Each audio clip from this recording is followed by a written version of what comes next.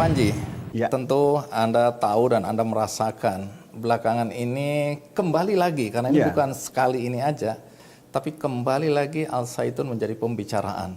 Dan lagi-lagi isu yang paling banyak beredar di masyarakat adalah Al Zaitun mengajarkan ajaran sesat. Dari stempel atau stigma bahwa Al Zaitun ini mengajarkan ajaran sesat, apa komentar Anda?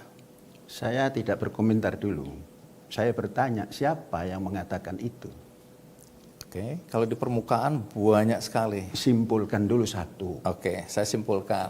Ini berkaitan terutama dengan video yang beredar dan itu menjadi viral dan itu komentarnya jadi bermacam-macam dari berbagai perspektif. Salah satu yang dilihat adalah adanya seorang perempuan di antara para pria dalam sholat Id atau sholat Idul Fitri baru-baru ini. Langsung orang menyimpulkan ada yang nggak beres ini. Berarti ada yang salah dalam ajaran di pondok pesantren Al Zaitun. Itu aja dulu. Oh. Yang menuduh sesat bukan mereka. Kalau mereka, orang yang lain-lain tidak akan terpengaruh. Yang memberikan tuduhan itu unsur yang menganggap dirinya punya wewenang. Oke.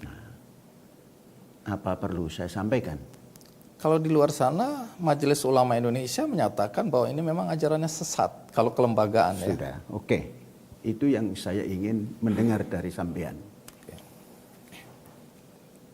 Kalau kita pikir ajaran di Az-Zaitun, ada kurikulum. Kurikulum jelas, kurikulum Departemen Agama, kurikulum Diknas, kita combine, dan itu mendapatkan akreditasi. Apa itu? Unggul. Tingkat dasar, tingkat menengah, tingkat atas, akreditasinya A unggul. Kalau itu sebuah ajaran sesat, dari dulu sudah out. Kemudian, kalau hal-hal yang berkenaan dengan pelaksanaan sholat, kemudian ada wanita, saya mengedepankan fikih sosial, mengangkat harkat martabat wanita yang selama ini terpinggirkan. Baru dimulai dalam politik, itu pun hanya 30%. Sedangkan pemahaman yang saya punya berdasarkan Al-Quran sama. Innal muslimin wal muslimat, wal mu'minin wal mu'minat, wal qanitin wal qanitat, tidak pernah dikesampingkan, sejajar.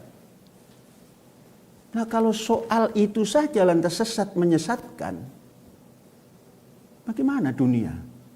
Itu hak asasi manusia untuk menjalankan ibadat menurut keyakinannya. Dasar kami Al-Quran. Tapi tafsirnya berbeda dengan yang ditafsir oleh... Jangan cari persamaan. Kalau persamaan semua, selesai dunia ini. Dunia berpikir itu terus berkembang. Berkembang. Begitu juga kita memahami Al-Quran, bukan menafsir.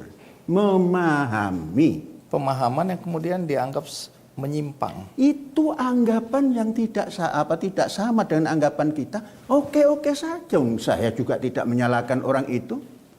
Inilah kebebasan beragama. Siapapun tidak boleh memberikan stigma. Sampai negara saja tidak mau menstigma. Karena apa? Undang-undang dasarnya seperti itu. Apakah saya harus taat kepada orang yang tidak berdasar Undang-Undang Dasar 45? Di mana? Kita harus taat kepada undang-undang. Walaupun apa yang sudah berjalan selama ini yang dikenal oleh orang-orang itu adalah kelaziman. Kelaziman memang lazim, tapi berikan hak kepada kita yang memahami agama ini dari Al-Quran tadi. Dan ini bukan dibawa ke masyarakat, ditanamkan kepada generasi yang kita bawa untuk mencintai negaranya ini, supaya bisa memahami ajarannya dengan baik.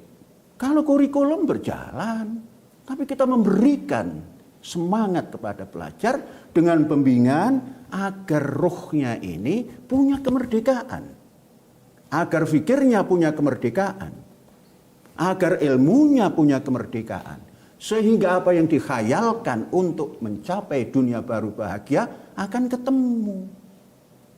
Jadi tidak boleh siapapun, agama itu pribadi, tidak boleh dicampuri dengan yang lain-lain. Dan saya tidak pernah menistakan orang yang punya kelaziman itu.